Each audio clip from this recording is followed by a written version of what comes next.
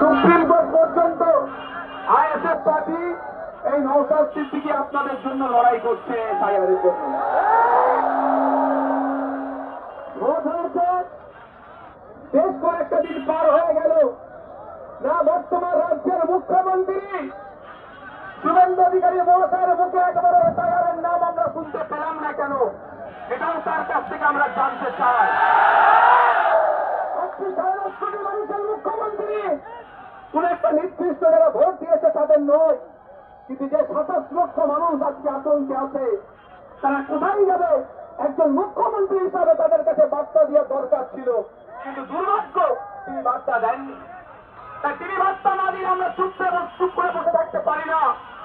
তাই বাংলার মানুষকে নিয়ে গুটি কয়েক মানুষ আজকে আমরা এসেছি এখানে। আমরা এখান থেকে ইসিআর অফিসে যাব, ইসিআর সিও স্যারের অফিসে যাব, সেখানে আমাদের ডেপুটেশন দেব।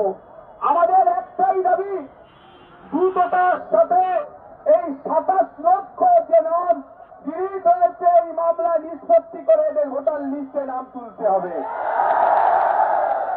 হচ্ছে কারো বাবার নাম দিয়ে ছেলে পার হয়ে গেল, মেয়ের ভোটার লিস্টে নাম এসে গেল, বাবার নামটা ডিলিট হয়ে গেল।